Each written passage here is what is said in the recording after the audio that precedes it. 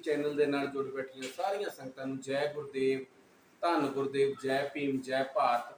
ਜੋ ਬੋਲੇ ਸੋ ਨਿਰਭੈ, ਸਤਿਗੁਰੂ ਰਵਿਦਾਸ ਮਹਾਰਾਜ ਕੀ ਜੈ। ਜੋ ਬੋਲੇ ਸੋ ਨਿਰਭੈ, ਕੌਮ ਦੇ ਅਮਰ ਸ਼ਹੀਦ ਸੰਤ ਰਾਮਾਨੰਦ ਮਹਾਰਾਜ ਕੀ ਜੈ। ਹਰ ਕੌਮ ਖਤਮ ਹੋ ਜਾਂਦੀ, ਕਰਦੀ ਜੋ ਵਿਸ਼ਵਾਸ ਨਹੀਂ, ਪਰ ਬਿਨਾਂ ਸ਼ਹਾਦਤ ਦਿੱਤਿਆਂ ਬਣਦਾ ਕੋਈ ਇਤਿਹਾਸ ਨਹੀਂ। ਜਿਨ੍ਹਾਂ ਆਪਣੇ ਖੂਨ ਨਾਲ ਲਿਖੀਆਂ ਹੱਥੀਂ ਆਪ ਰਸੀਦਾਂ ਨੇ, ਕੌਮਾਂ ਦੇ ਸਿਰ ਉੱਚੇ ਕੀਤੇ ਸਦਾ ਸ਼ਹੀਦਾਂ ਨੇ, ਕੌਮਾਂ ਦੇ ਸਿਰ ਉੱਚੇ ਕੀਤੇ ਸਦਾ ਸ਼ਹੀਦਾਂ ਨੇ।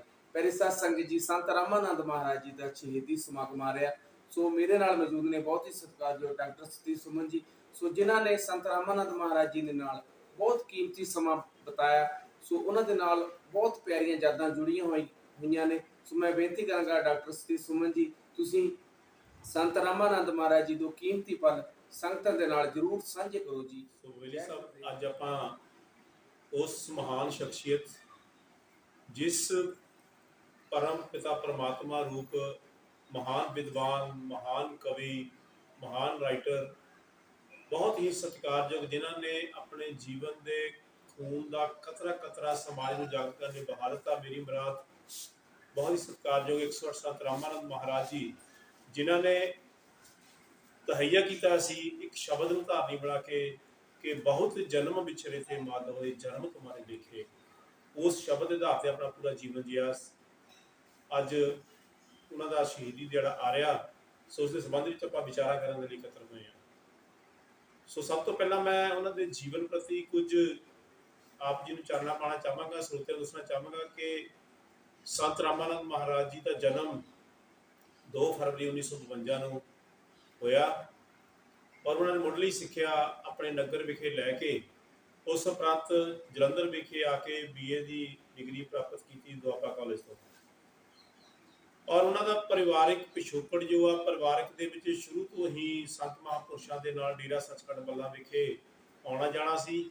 ਔਰ ਪਰਿਵਾਰ ਸਾਧੂ ਸੁਭਾਅ ਦੇ ਹੋਣ ਦੇ ਨਾਤੇ ਸੰਤ ਰਾਮਾਨੰਦ ਮਹਾਰਾਜ ਜੀ ਬਚਪਨ ਤੋਂ ਹੀ ਡੇਰਾ ਸੱਚਖੰਡ ਬੱਲਾ ਦੇ ਮਹਾਨ ਮਹਾਂਪੁਰਸ਼ਾਂ ਦੀ ਸਿੱਖਿਆ ਗ੍ਰਹਿਣ ਕਰਦੇ ਹੋਏ ਉਹਨਾਂ ਦੇ ਨਾਲ ਸਮਾਂ ਬਿਤਾਉਂਦੇ ਸਨ ਔਰ ਸਮੇਂ-ਸਮੇਂ ਤੇ ਡੇਰੇ ਬੱਲਾ ਵਿਖੇ ਜਾ ਕੇ ਸੇਵਾਵਾਂ ਨਿਭਾਉਂਦੇ, ਸੇਵਾ ਕਰਦੇ ਸਨ। और संत रामानंद महाराज जी डेरे विखे बहुत ही बड़मुदियां सेवावां निभाइयां। सेवावां निभाउंदियां और उचेरी सिक्ख्या प्राप्त करदियां होया फिर फुल टाइम पूरे का पूरा समा ही डेरे विखे देना शुरू कर दिता और डेरे विखे ही रहना शुरू करता। संत हरिदास महाराज जी, संत गरीबदास महाराज जी उन्हां दे नाल विदेशां दी धरती ते जाके काफ़ी संगतां नूं डेरा बल्ला नाल जोड़िया और सतगुरु रविदास महाराज दे मिशन दा बहुत ही बड़े पद्धर से प्रचार से प्रसार किया। और पहली बार डेरा सचखंड बल्ला तो जेकर कोई संत महापुरुष इस देश तो बाहर गए, संत गरीबदास महाराज जी उन्होंने लैके संत रामानंद महाराज जी पहुंचे।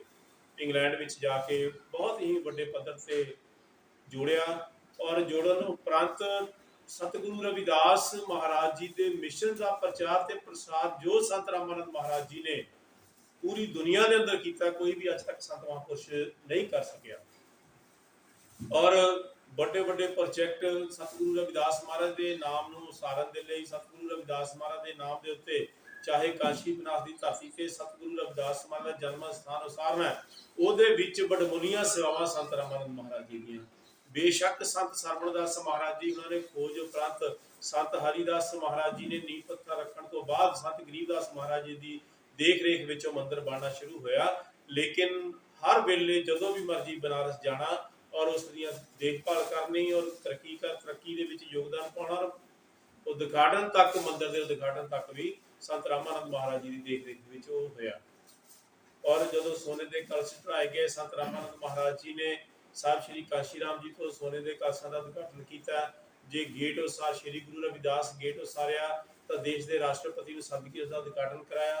जेकर सोने का गुम्मट उसारिया तो संत रामानंद महाराज जी ने साहब श्री काशी राम जी तो उद्घाटन कराया। जब मायावती जी तो उपराले करके मायावती सोने की पालकी का उद्घाटन मायावती जी तो कराया, क्योंकि संत रामानंद महाराज जी का जज्बा सी एक समाज नूं अगे लैके जाने का और समाज नूं किहड़ा अगे लैके जा सकदा, उन्होंने प्रोजेक्ट किया चाहे कोई भी होवे। और संत रामानंद महाराज जी की कहनी ते कथनी विच कदी भी जीवन दे विच कदी कोई अंतर नहीं आया।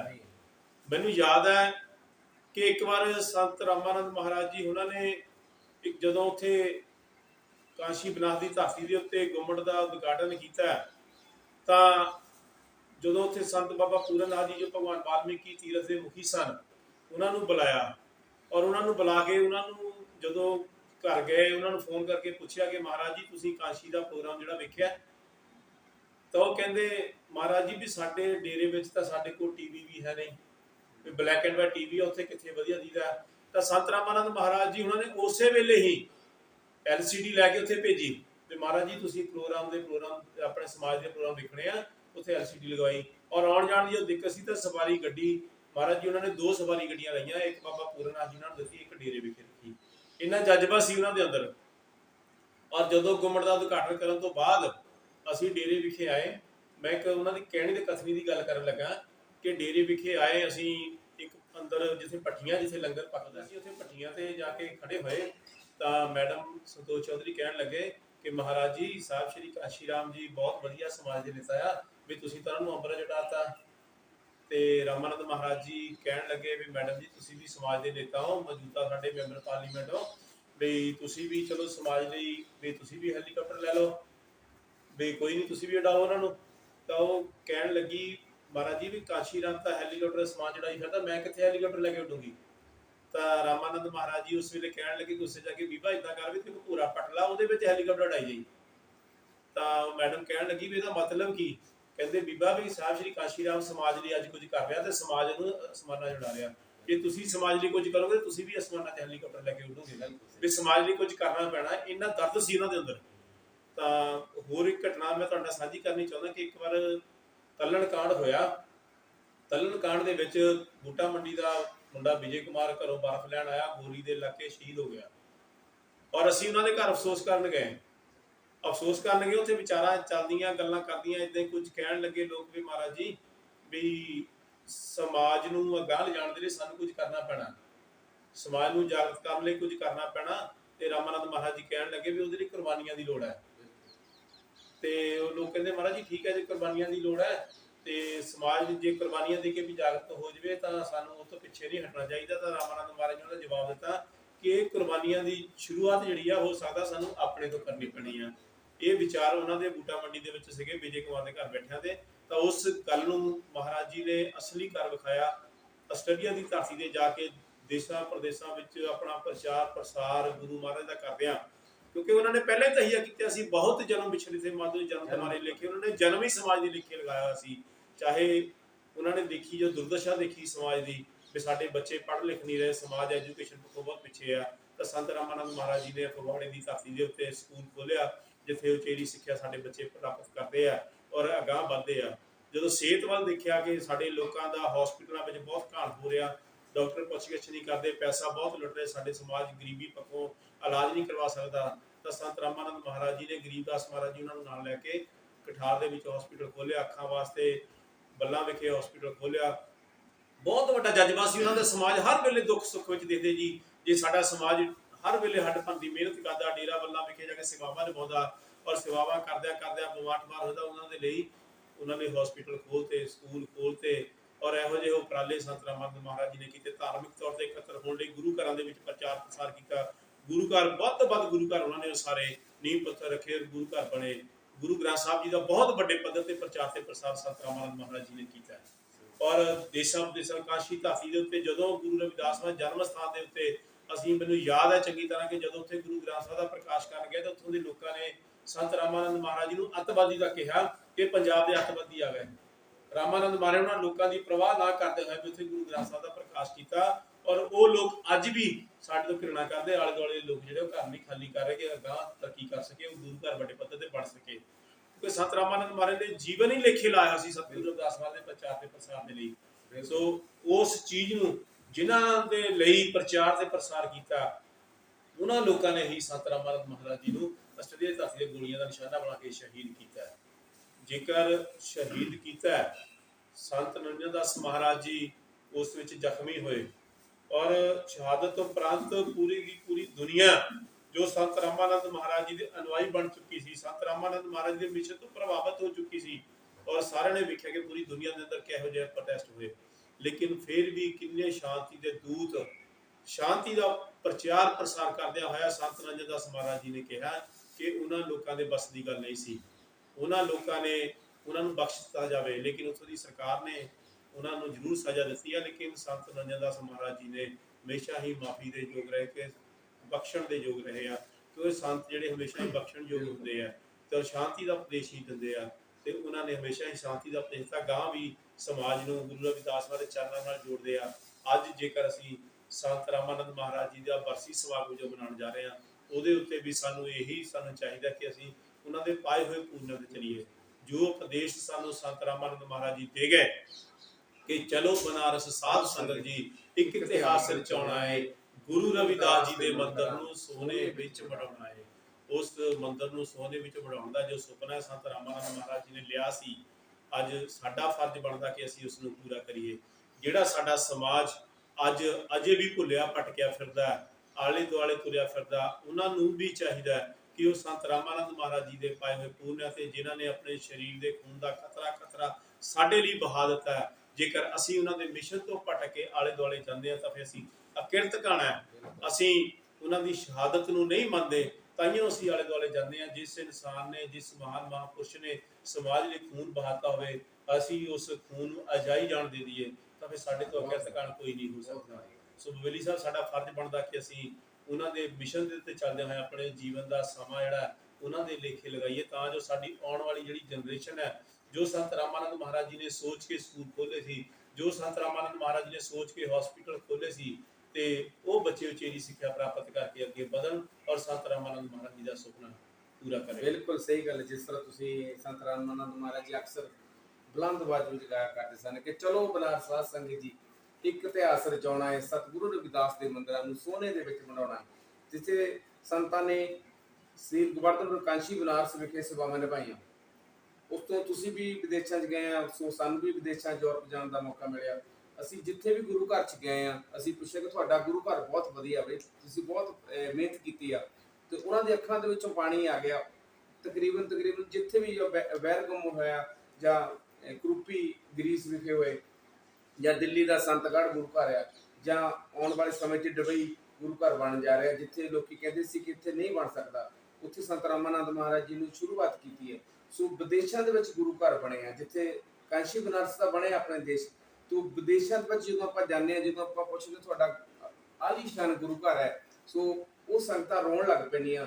ਸੋ ਭਾਵੁਕ ਹੋ ਕੇ ਕਹਿ ਦਿੰਦੇ ਆ ਕਿ ਸਾਡੀ ਕੋਈ ਦੇਣ ਨਹੀਂ, ਇਹ ਸੰਤ ਰਾਮਾਨੰਦ ਮਹਾਰਾਜ ਜੀ ਦੀ ਦੇਣ ਹੈ। ਇੱਕ ਵਾਰੀ ਸੰਤ ਮਹਾਰਾਜ ਇੱਥੇ ਆਏ ਸਨ, ਸੰਤ ਨਰਿੰਦਰ ਦਾਸ ਮਹਾਰਾਜ ਜੀ ਦੇ ਨਾਲ ਆਏ ਸਨ। ਸੋ ਸੰਗਤਾਂ ਨੇ ਬੇਨਤੀ ਕੀਤੀ, ਕੋਈ ਜਿੰਨੇ ਪੈਸੇ ਸੀ, ਜਿੰਨੀ ਮਾਇਆ ਸੀ, ਸੰਤਾਂ ਨੇ ਉਸੇ ਵੇਲੇ ਸਾਡੀ ਝੋਲੀ 'ਚ ਪਾ ਦਿੱਤੀ। ਸੋ ਨਾਲ ਜੈਕਾਰੇ ਲਗਾ ਦਿੱਤੇ ਕਿ ਹੋਰ ਵੱਧ ਚੜ ਕੇ ਹਿੱਸੇ ਪਾਓ। ਸੰਗਤਾਂ ਨੇ ਮੁੰਦੀਆਂ ਲਾ ਕੇ, ਕਿਸੇ ਨੇ ਕੰਨਾਂ ਦੀਆਂ ਵਾਲੀਆਂ ਲਾ ਕੇ, ਇੱਕ ਬਹੁਤ ਵੱਡਾ ਜਜ਼ਬਾ ਸੀ ਕੰਮ ਕਰਨੇ ਦਾ ਤੇ ਕਰਾਉਣੇ ਦਾ। ਅੱਜ ਉਹ ਕੀਤੇ ਹੋਏ ਕੰਮਾਂ ਨੂੰ, ਉਹ ਕੀਤੀ ਹੋਈ ਸੇਵਾ ਨੂੰ ਸਾਰੀਆਂ ਸੰਗਤਾਂ ਯਾਦ ਕਰ ਕਰਕੇ ਰੋ ਰਹੀਆਂ। ਸੋ ਅੱਖਾਂ ਨਮ ਹੋ ਜਾਂਦੀਆਂ ਜਦੋਂ ਸੰਤਾਂ ਦੇ ਕੀਤੇ ਹੋਏ ਉਪਰਾਲੇ ਇਹ ਕਰ ਰਹੇ ਹਾਂ। ਸੋ ਬਹੁਤ ਬਹੁਤ ਧੰਨਵਾਦ। ਤੇ ਤੁਸੀਂ ਬਵੇਲੀ ਸਾਹਿਬ, ਗੱਲ ਯਾਦ ਆ ਗਈ, ਤੁਸੀਂ ਦੇਣ ਦੀ ਗੱਲ ਕੀਤੀ ਆ, ਕਿ ਇੱਕ ਵਾਰ ਮੈਨੂੰ ਇੰਗਲੈਂਡ ਕਾਫੀ ਦਫਾ ਜਾਣ ਦਾ ਮੌਕਾ ਮਿਲਿਆ, ਤੇ ਉੱਥੇ ਦੀ ਘਟਨਾ ਯਾਦ ਆਉਂਦੀ ਆ। ਕਿ ਪਹਿਲੀ ਗੱਲ ਤਾਂ ਇਹ ਹੈ ਕਿ ਇੰਗਲੈਂਡ ਦੇ ਵਿੱਚ ਗੁਰੂ ਘਰ, ਗੁਰੂ ਰਵਿਦਾਸ ਮਹਾਰਾਜ 23 ਗੁਰੂ ਘਰ ਹੈ, ਔਰ ਬਹੁਤ ਹੀ ਵੱਡੇ ਵੱਡੇ ਗੁਰੂ ਘਰ ਹੈ, ਕੋਈ ਛੋਟੀ ਮੋਟੀ ਗੱਲ ਨਹੀਂ, ਬਹੁਤ ਜ਼ਿਆਦਾ ਵੱਡੇ ਵੱਡੇ ਗੁਰੂ ਘਰ ਹੈ। ਔਰ ਉਹ ਸਾਰੇ ਉਸਾਰਨ ਵਿੱਚ ਅਹਿਮ ਭੂਮਿਕਾ ਜਿਹੜੀ ਆ ਡੇਰਾ ਸੱਚਖੰਡ ਬੱਲਾ ਦੇ ਮਹਾਨ ਮਹਾਂਪੁਰਸ਼ਾਂ ਦੀ ਹੈ। ਔਰ ਦੇਣ ਦੀ ਗੱਲ ਤੋਂ ਯਾਦ ਆਇਆ ਕਿ ਇੱਕ ਵਾਰ ਬਰਮਿੰਘਮ ਜਿਹੜਾ ਗੁਰੂ ਘਰ ਹੈ ਮੇਨ ਹੈ, ਬਰਮਿੰਘਮ ਗੁਰੂ ਘਰ ਨੂੰ ਅੱਗ ਲੱਗ ਗਈ ਔਰ ਗੁਰੂ ਘਰ ਸਾਰਾ ਸੜ ਗਿਆ, ਔਰ ਬਿਲਕੁਲ ਸੜ ਕੇ ਸਵਾਹ ਹੋ ਗਿਆ। ਉਹ ਇੰਗਲੈਂਡ ਵਾਲੇ ਲੋਕ ਸੋਚਣ ਲੱਗ ਪਏ ਕਿ ਹੁਣ ਗੁਰੂ ਘਰ ਸਾਡਾ ਕਿੱਦਾਂ ਉਸਰੇਗਾ, ਵੀ ਅਸੀਂ ਬਣਾਵਾਂਗੇ ਕਿੱਦਾਂ। ਬਹੁਤ ਮਿਹਨਤਾਂ ਦੇ ਨਾਲੇ ਗੁਰੂ ਘਰ ਬਣਾਇਆ। ਤਾਂ ਰਾਮਾਨੰਦ ਮਹਾਰਾਜ ਜੀ, ਗਰੀਬਦਾਸ ਮਹਾਰਾਜ ਜੀ ਉਹਨਾਂ ਨੂੰ ਲੈ ਕੇ ਉੱਥੇ ਗਏ ਔਰ ਮਹਾਰਾਜ ਜੀ ਉਹਨਾਂ ਨੇ ਕੀਰਤਨ ਕੀਤਾ। ਕਿ ਸੰਤ ਰਾਮਾਨੰਦ ਮਹਾਰਾਜ ਜੀ ਕੀਰਤਨ ਦੇ ਬਹੁਤਾ ਨਹੀਂ ਸਨ। ਉਹਨਾਂ ਨੇ ਕੀਰਤਨ ਕਰਦਿਆਂ ਸੰਗਤਾਂ ਨੂੰ ਇੰਨਾ ਮੰਤਰ ਮੁਗਧ ਕਰ ਦਿੱਤਾ ਗੁਰੂ ਰਵਿਦਾਸ ਮਹਾਰਾਜ ਦੇ ਚਰਨਾਂ ਦੇ ਵਿੱਚ, ਔਰ ਉਹਨਾਂ ਲੋਕਾਂ ਨੂੰ ਬੇਨਤੀ ਕੀਤੀ ਕਿ ਗੁਰੂ ਘਰ ਉਸਾਰਨਾ ਹੈ। ਔਰ ਉਹ ਗੁਰੂ ਘਰ ਉਸਾਰਨ ਦੇ ਲਈ ਇੱਕੋ ਹੀ ਦਿਨ ਦੇ ਅੰਦਰ ਔਰ ਟੋਟਲੀ ਗੁਰੂ ਘਰ ਬਣਾਉਣ ਦਾ ਰੁਪਈਆ ਜਿੰਨਾ ਸਾਰਾ ਇਕੱਠਾ ਕਰਕੇ ਦੇ ਦਿੱਤਾ ਉਹਨਾਂ ਨੇ। ਔਰ ਗੁਰੂ ਘਰ ਇੱਕੋ ਹੀ ਕੀਰਤਨ ਦੇ ਨਾਲ ਹੀ ਸਾਰੇ ਗੁਰੂ ਘਰ ਦਾ ਰੁਪਈਆ ਇਕੱਠਾ ਹੋ ਗਿਆ। ਔਰ ਅੱਜ ਬਰਮਿੰਘਮ ਦਾ ਗੁਰੂ ਘਰ ਜੀ ਅੱਜ ਉਸਰਿਆ, ਦੁਬਾਰਾ ਉਸਰਿਆ, ਤਾਂ ਉਹ ਸੰਤ ਰਾਮਾਨੰਦ ਮਹਾਰਾਜ ਜੀ ਦੇ ਕੀਰਤਨ ਦੀ ਬਦੌਲਤ ਹੈ, ਸੰਤ ਰਾਮਾਨੰਦ ਮਹਾਰਾਜ ਜੀ ਦੀ ਬਦੌਲਤ ਹੈ। ਤੇ ਅੱਜ ਅਸੀਂ ਭਾਵੇਂ ਜੋ ਮਰਜ਼ੀ ਕਹੀ ਜਾਈਏ, ਜਿੱਥੇ ਮਰਜ਼ੀ ਅਸੀਂ ਗੱਲਾਂ ਕਰੀ ਜਾਈਏ, ਲੇਕਿਨ ਸੰਤ ਰਾਮਾਨੰਦ ਮਹਾਰਾਜ ਜੀ ਦੀ, ਗੁਰੂ ਰਵਿਦਾਸ ਮਹਾਰਾਜ ਦੇ ਗੁਰੂ ਘਰ ਪੂਰੀ ਦੁਨੀਆ ਦੇ ਅੰਦਰ ਉਸਾਰਨ ਦੇ ਲਈ ਬਹੁਤ ਵੱਡਾ ਯੋਗਦਾਨ ਹੈ। ਬਿਲਕੁਲ ਬਿਲਕੁਲ।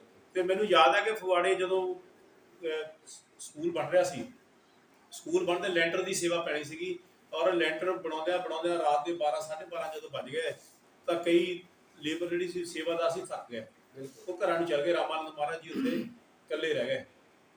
ਤੇ ਮੈਂ 12:30 ਵਜੇ, ਤਕਰੀਬਨ 11 ਵਜੇ ਮੈਂ ਵੀ ਉੱਥੋਂ ਆਇਆ, ਲੈਂਟਰ ਦੀ ਸੇਵਾ ਕਰਦੇ ਕਰਦੇ ਆ ਕੇ ਸੌਂ ਗਏ, ਥੱਕੇ ਸੀਗੇ। 12:30 ਪੌਣੇ 1 ਵਜੇ ਆ ਕੇ ਸਾਡੇ ਘਰ ਦੇ ਬਾਹਰ ਬੱਸ ਖੜ ਗਈ। ਬੱਸ ਖੜੀ, ਗੇਟ ਖੜਕਿਆ, ਤੇ ਜਦੋਂ ਗੇਟ ਖੋਲਿਆ ਤੇ ਸੰਤ ਰਾਮਾਨੰਦ ਮਹਾਰਾਜ ਜੀ ਗੇਟ ਤੇ ਖੜੇ।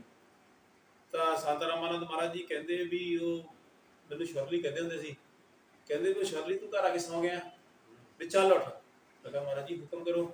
ਮਹਾਰਾਜ ਜੀ ਕਹਿਣ ਲੱਗੇ ਕਿ ਸਕੂਲ ਦਾ ਲੈਂਟਰ ਰਾਤ ਨੂੰ ਪਾਉਣਾ ਆ, ਸਾਰਾ ਹੀ ਵਿੱਚੇ ਕੰਮ ਖੜ ਗਿਆ, ਤੇ ਵੀ ਸੰਗਤਾਂ ਨੂੰ ਉਠਾਲੋ, ਵੀ ਆਪਾਂ ਲੈਂਟਰ ਰਾਤੋਂ ਰਾਤ ਪਾਉਣਾ। ਅਸੀਂ ਰਾਤੋਂ ਰਾਤ ਕੁਝ ਸੰਗਤਾਂ ਪਲਾਈ ਗੇਟ ਦੀਆਂ ਜਿੰਨੀਆਂ ਹੋ ਸਕੀਆਂ ਠਾਲੀਆਂ, ਰਾਤ ਨੂੰ ਬੱਸ ਭੁੱਲਾਰੇ ਪਿੰਡ ਲੈ ਗਏ, ਭੁੱਲਾਰੇ ਪਿੰਡ ਬੱਸ ਖੜੀ ਕੀਤੀ, ਉੱਥੋਂ ਸੰਗਤਾਂ ਸਾਰੀਆਂ ਲਈਆਂ, ਤੇ ਰਾਤ ਨੂੰ ਸਾਰੀ ਰਾਤ ਲੈਂਟਰ ਪਾਇਆ। ਰਾਮਾਨੰਦ ਮਹਾਰਾਜ ਜੀ ਆਪ ਕੜਾਈਆਂ ਸਿਰ ਤੇ ਲੈ ਕੇ, ਆਪ ਕੜਾਈਆਂ ਪਾਈਆਂ, ਤੇ ਸਾਰਾ ਰਾਮਾਨੰਦ ਆਪਣੇ ਸਿਰ ਤੇ ਬਜਰੀ ਢੋ ਕੇ ਉਹ ਲੈਂਟਰ ਪਾਇਆ। ਤੇ ਇੰਨਾ ਉਹ ਦਿਲੋਂ ਚਾਹੁੰਦੇ ਸੀ ਵੀ ਜਿਹੜਾ ਕੰਮ ਕੱਲ ਕਰਨਾ, ਕਿਉਂਕਿ ਕਹਿੰਦੇ ਕੱਲ ਕਰੇ ਸੋ ਅੱਜ ਕਰ, ਅੱਜ ਕਰੇ ਸੋ ਅਬ, ਕੱਲ ਨਾਮ ਹੈ ਕਾਲ। ਜਦੋਂ ਕਿਸੇ ਨੇ ਡੇਰੇ ਵੀ ਰਾਮਾਨੰਦ ਮਹਾਰਾਜ ਕੋਲ ਜਾਣਾ, ਪੁੱਛਣਗੇ ਤਾਂ ਗੱਲ ਪੁੱਛਦੇ, ਦੂਜੀ ਕਹਿਣਾ ਨਹੀਂ ਕਹਿਣਾ, ਜਿਹੜੇ ਕੰਮ ਆਇਆ ਉਹ ਕੰਮ ਕਰੋ। ਇਸ ਕਰਕੇ ਰਾਮਾਨੰਦ ਮਹਾਰਾਜ ਜੀ ਦਾ ਜਜ਼ਬਾ ਸੀ, ਜੇ ਲੈਂਟਰ ਪਾਉਣਾ ਸੀ ਤਾਂ ਉਹਨਾਂ ਨੇ ਹੋਰ ਕੰਮ ਸਾਰੇ ਤਿਆਗ ਦੇਣੇ, ਲੈਂਟਰ ਹੀ ਪਾਉਣਾ। ਪਰ ਇੱਕ ਰਾਤ ਦੇ ਵਿੱਚ ਹੀ ਇੰਨਾ ਵੱਡਾ ਲੈਂਟਰ ਜਿਹੜਾ ਸਾਰਾ ਪਾਇਆ, ਔਰ ਉਸ ਸਕੂਲ ਨੂੰ ਉਸਾਰਨ ਦੇ ਵਿੱਚ ਬਹੁਤ ਵੱਡਾ ਯੋਗਦਾਨ ਹੈ। 100% ਯੋਗਦਾਨ ਸੰਤ ਰਾਮਾਨੰਦ ਮਹਾਰਾਜ ਜੀ ਦਾ, ਜਿੱਥੋਂ ਅਸੀਂ ਅੱਜ ਸਾਡੇ ਬੱਚੇ ਸਿੱਖਿਆ ਗ੍ਰਹਿਣ ਕਰਦੇ। ਅੱਜ ਭਾਵੇਂ ਜੋ ਮਰਜ਼ੀ ਕਹੀ ਜਾਣ ਕਿ ਸਕੂਲ 'ਚ ਇੱਦਾਂ ਇੱਦਾਂ ਨਹੀਂ, ਲੇਕਿਨ ਉਹ ਪੁੱਛ ਕੇ ਦੇਖੋ ਉਸ ਵੇਲੇ ਦਾ ਸਮਾਂ ਜਿਹੜਾ ਕਿੱਦਾਂ ਦਾ ਸੀ, ਕਿੰਨੀ ਗਰਮੀ ਦੇ ਅੰਦਰ ਸੰਤ ਰਾਮਾਨੰਦ ਮਹਾਰਾਜ ਨੇ ਸਕੂਲ ਨੂੰ ਉਸਾਰਿਆ। ਉਹੋ ਜਿਹੇ ਸੰਤ ਮਹਾਂਪੁਰਸ਼ ਮੈਨੂੰ ਨਹੀਂ ਲੱਗਦਾ ਕਿ ਜੀਵਨ ਦੇ ਅੰਦਰ ਸਾਨੂੰ ਕਦੀ ਵੀ ਮਿਲਣਗੇ। ਅੱਜ ਤੱਕ ਨਾ ਕੋਈ ਸੰਤ ਮਹਾਂਪੁਰਸ਼ ਉਦਾਂ ਦਾ ਹੋਇਆ, ਔਰ ਨਾ ਕਦੀ ਕੋਈ ਉਮੀਦ ਹੈ, ਕਿ ਲੱਗਦਾ ਨਹੀਂ ਕਿ ਗਾਂ ਉਦਾਂ ਦੇ ਸੰਤ ਮਹਾਂਪੁਰਸ਼ ਕਦੀ। ਦੁਨੀਆ ਐਵੇਂ ਨਹੀਂ ਯਾਦ ਕਰਦੀ, ਐਵੇਂ ਨਹੀਂ ਗੀਤ ਗਾਉਂਦੀ ਕਿ ਦੁਬਾਰਾ ਵਾਪਸ ਆ ਜਾਓ, ਰੱਬ ਜੀ ਦੁਆਰਾ ਭੇਜ ਦਿਓ, ਪਰਮਾਤਮਾ ਜੀ ਦੁਆਰਾ ਸੰਤ ਰਾਮਾਨੰਦ ਭੇਜ ਦਿਓ। ਉਹਨਾਂ ਦੇ ਕੀਤੇ ਹੋਏ ਕੰਮਾਂ ਨੂੰ ਦੁਨੀਆ ਯਾਦ ਕਰਕੇ ਰੋਂਦੀ ਹੈ। ਅੱਜ ਜੇ ਦੁਨੀਆ ਰੋਂਦੀ ਹੈ ਤਾਂ ਉਹਨਾਂ ਦੇ ਕੰਮਾਂ ਨੂੰ ਯਾਦ ਕਰਕੇ ਰੋਂਦੀ ਹੈ। ਤੇ ਮੈਨੂੰ ਅੱਜ ਵੀ 2-3 ਦਫਾ ਗੱਲ ਹੋਈ ਆ ਕਿ ਸੰਤ ਰਾਮਾਨੰਦ ਮਹਾਰਾਜ ਦੀ ਜੋ ਅੱਜ ਸ਼ਹੀਦੀ ਦਿਹਾੜਾ ਜਿਹੜਾ ਆ ਰਿਹਾ, ਉਹਦੇ ਸਮਾਗਮ ਦੇ ਉੱਤੇ ਜਿੱਥੇ ਦੇਸ਼ਾਂ ਵਿਦੇਸ਼ਾਂ ਤੋਂ ਸੰਗਤਾਂ ਪਹੁੰਚ ਰਹੀਆਂ, ਸਰਕਾਰਾਂ ਵੀ ਝੁਕਦੀਆਂ। ਜੇ ਡੇਰੇ ਬੱਲਾ ਵਿਖੇ ਕਹਿੰਦੇ ਗੁਰੂ ਰਵਿਦਾਸ ਮਹਾਰਾਜ ਕਹਿੰਦੇ, ਪੰਡੇ ਮੁਝਕੋ ਡੰਡੌਤ ਕਰਤ ਹੈ। ਆਪਾਂ ਕਹਿੰਦੇ ਕਿ 52 ਰਾਜੇ ਰਾਣੀਆਂ ਨੇ ਸਤਿਗੁਰਾਂ ਤੋਂ ਨਾਮਦਾਨ ਦੀ ਦਾਤ ਬਖਸ਼ਿਸ਼ ਕੀਤੀ, ਔਰ ਚਰਨਾਂ ਜਾ ਕੇ ਝੁਕੇ ਆ। ਜੇ ਝੁਕੇ ਤੇ ਅੱਜ ਉਹ ਰਾਜੇ ਮਹਾਰਾਜੇ ਅੱਜ ਵੀ ਚਰਨਾਂ ਵਿੱਚ ਝੁਕਦੇ। ਅੱਜ ਅਸੀਂ ਦੇਖਦੇ ਕਾਸ਼ੀ ਦੀ ਧਰਤੀ ਤੇ ਜਿਹੜਾ ਵੀ ਪ੍ਰਾਈਮ ਮਿਨਿਸਟਰ ਬਣਦਾ, ਚਾਹੇ ਅੱਜ ਮੋਦੀ ਪ੍ਰਾਈਮ ਮਿਨਿਸਟਰ ਬਣਿਆ, ਉਹਨਾਂ ਤੋਂ ਪਹਿਲਾਂ ਜਿਹੜੇ ਪ੍ਰਾਈਮ ਮਿਨਿਸਟਰ ਬਣੇ ਨੇ ਉਹ ਵੀ ਸਤਿਗੁਰਾਂ ਦੇ ਚਰਨਾਂ ਝੁਕੇ ਨੇ। ਚਾਹੇ ਇੰਦਰ ਕੁਮਾਰ ਗੁਜਰਾਲ ਬਣਿਆ, BP ਸਿੰਘ ਬਣਿਆ, ਉਹ ਵੀ ਆ ਕੇ ਸਤਿਗੁਰਾਂ ਦੇ ਚਰਨਾਂ ਝੁਕੇ ਆ। ਰਾਸ਼ਟਰਪਤੀ ਆ ਕੇ ਸਤਿਗੁਰਾਂ ਦੇ ਚਰਨਾਂ ਝੁਕੇ ਆ। ਔਰ ਬਾਸੀ ਸਮਾਗਮ ਤੇ ਇਸ ਵਾਰ ਵੀ ਮੈਨੂੰ 2-3 ਮਿਨਿਸਟਰਾਂ ਦੇ ਫੋਨ ਜਿਹੜੇ ਆਏ ਆ ਕਿ ਉਹ ਵੀ ਡੇਰਾ ਬੱਲਾ ਵਿਖੇ ਅਸੀਂ ਬਾਸੀ ਸਮਾਗਮ ਦੇ ਉੱਤੇ ਆ ਰਹੇ। ਉਹ ਇਸੇ ਕਰਕੇ ਆ ਰਹੇ ਕਿ ਸੰਤ ਰਾਮਾਨੰਦ ਮਹਾਰਾਜ ਜੀ ਨੇ ਪੂਰੇ ਦਾ ਪੂਰਾ ਜੀਵਨ, ਰਾਮਾਨੰਦ ਮਹਾਰਾਜ ਜੀ ਦੇ ਦੇਸ਼ ਵਿਦੇਸ਼ਾਂ ਵਿੱਚ ਗੁਰੂ ਘਰ ਉਸਾਰਨ ਦਾ ਯੋਗਦਾਨ ਆ, ਜਾਂ ਹੋਰ ਪ੍ਰੋਜੈਕਟ ਉਸਾਰਨ ਦਾ ਯੋਗਦਾਨ ਆ। ਉੱਥੇ ਨਾਲ ਦੀ ਨਾਲ ਦਿੱਲੀ ਦੇ ਅੰਦਰ ਚਾਹੇ ਸੰਤਗੜ੍ਹ ਗੁਰੂ ਘਰ ਆ, ਔਰ ਚਾਹੇ ਮੰਗੋਲਪੁਰੀ ਦਾ ਗੁਰੂ ਘਰ ਆ, ਜਿੱਥੇ ਵਿਦੇਸ਼ਾਂ ਵਿੱਚ ਤੇ ਦੇਸ਼ ਦੇ ਵਿੱਚ ਵੀ ਉਹਨਾਂ ਨੇ ਦਿੱਲੀ ਦੀ ਰਾਜਧਾਨੀ, ਜਿੱਥੇ ਕਿ 1 ਇੰਚ ਜਗ੍ਹਾ ਲੈਣੀ ਵੀ ਔਖੀ ਆ, ਉੱਥੇ ਵੀ ਵੱਡੇ ਵੱਡੇ ਗੁਰੂ ਘਰ ਸੰਤ ਰਾਮਾਨੰਦ ਮਹਾਰਾਜ ਜੀ ਨੇ ਉਸਾਰੇ ਆ। ਤੋ ਇਸੇ ਹੀ ਕਰਕੇ ਸਾਰੇ ਮਿਨਿਸਟਰ, ਚਾਹੇ ਉਹ ਤੇਲੰਗਾਨਾ ਦਾ CM ਆ ਉਹ ਆ ਰਹੇ ਆ, ਜਾਂ ਹੋਰ ਵੀ ਜਿੰਨੇ ਵੀ ਮੁੱਖ ਮੰਤਰੀ ਆ, ਜਾਂ ਉਹ ਮੰਤਰੀ ਸੈਂਟਰ ਦੇ ਮਿਨਿਸਟਰ ਆ, ਉਹ ਸਾਰੇ ਹੀ ਸਤਿਗੁਰਾਂ ਦੇ ਚਰਨਾਂ ਵਿੱਚ ਹਾਜ਼ਰੀ ਲਗਾਉਣ ਦੇ ਲਈ ਇਸ ਬਾਸੀ ਸਮਾਗਮ ਤੇ ਪਹੁੰਚ ਰਹੇ ਆ। ਸੋ ਸਾਡਾ ਸਾਰਿਆਂ ਦਾ ਵੀ ਫਰਜ਼ ਬਣਦਾ ਕਿ ਸੰਤ ਰਾਮਾਨੰਦ ਮਹਾਰਾਜ ਜੀ ਬੇਸ਼ੱਕ ਸਰੀਰਕ ਤੌਰ ਤੇ ਸਾਡੇ ਵਿੱਚ ਨਹੀਂ, ਲੇਕਿਨ ਉਹਨਾਂ ਦੇ ਵਿਚਾਰ ਸਾਡੇ ਵਿੱਚ ਹੈ। ਸਾਨੂੰ ਉਹਨਾਂ ਵਿਚਾਰਾਂ ਨੂੰ ਲੈ ਕੇ ਸੰਗਤਾਂ ਵਿੱਚ ਜਾ ਕੇ ਔਰ ਗੁਰੂ ਚਰਨਾਂ ਨਾਲ ਜੋੜਨਾ ਚਾਹੀਦਾ, ਔਰ ਸੰਤ ਰਾਮਾਨੰਦ ਮਹਾਰਾਜ ਦੇ ਪਾਏ ਹੋਏ ਪੂਰਨਿਆਂ ਤੇ ਸਾਨੂੰ ਚੱਲਣਾ ਚਾਹੀਦਾ। ਜੇਕਰ ਉਹਨਾਂ ਦੇ ਪਾਏ ਹੋਏ ਪੂਰਨਿਆਂ ਤੇ ਚੱਲਦਿਆਂ ਸਾਡੇ ਸਰੀਰ ਦਾ ਵੀ ਕਤਰਾ ਬਹਿ ਜਾਂਦਾ, ਤਾਂ ਸਾਨੂੰ ਉਹ ਤੋਂ ਵੀ ਪਿੱਛੇ ਨਹੀਂ ਹਟਣਾ ਚਾਹੀਦਾ, ਕਿਉਂਕਿ ਉਹਨਾਂ ਅੱਜ ਸਾਡਾ ਜਿਹੜਾ ਜੀਵਨ ਹੈ ਉਹ ਸੰਤ ਰਾਮਾਨੰਦ ਮਹਾਰਾਜ ਜੀ ਦਾ ਸੰਤਾਂ ਜੀ। ਸੋ ਇਹ ਸਾਨੂੰ ਬਹੁਤ ਹੀ ਸਤਿਕਾਰਯੋਗ ਸਤਿ ਸੁਮਨ ਜੀ। ਸੋ ਜਿਨ੍ਹਾਂ ਨੇ ਸੰਤਾਂ ਦੀਆਂ ਬਹੁਤ ਪਿਆਰੀਆਂ ਯਾਦਾਂ, ਸੰਤ ਨਰਿੰਦਰ ਦਾਸ ਮਹਾਰਾਜ ਜੀ, ਸੋ ਕੌਮ ਦੇ ਮਸੀਹ ਸੰਤ ਰਾਮਾਨੰਦ ਮਹਾਰਾਜ ਜੀ ਦੀਆਂ ਜੀਵਨ ਦੀਆਂ ਬਹੁਤ ਸਾਰੀਆਂ ਯਾਦਾਂ ਸਾਂਝੀਆਂ ਕੀਤੀਆਂ। ਤੋਂ ਅਸੀਂ ਤਹਿ ਦਿਲੋਂ ਧੰਨਵਾਦ ਕਰਦੇ ਹਾਂ। ਸੋ ਆਸ ਕਰਦੇ ਹਾਂ, ਸੋ ਆਓ ਆਪਾਂ ਸਾਰੇ ਜਣੇ ਰਲ ਕੇ ਸੰਤਾਂ ਦੇ ਦੱਸੇ ਹੋਏ ਮਾਰਗ ਤੇ ਚੱਲੀਏ। ਜੈ ਗੁਰਦੇਵ, ਧੰਨ ਗੁਰਦੇਵ, ਜੈ ਭੀਮ, ਜੈ ਭਾਰਤ। ਜੋ ਬੋਲੇ ਸੋ ਨਰ ਭੈ ਸਤਿਗੁਰੂ ਰਵਿਦਾਸ ਮਹਾਰਾਜ ਕੀ ਜੈ। ਜੋ ਬੋਲੇ ਸੋ ਨਰ ਭੈ ਕੌਮ ਦੇ ਅਮਰ ਸ਼ੀਸ਼ ਸੰਤ ਰਾਮਾਨੰਦ ਮਹਾਰਾਜ ਕੀ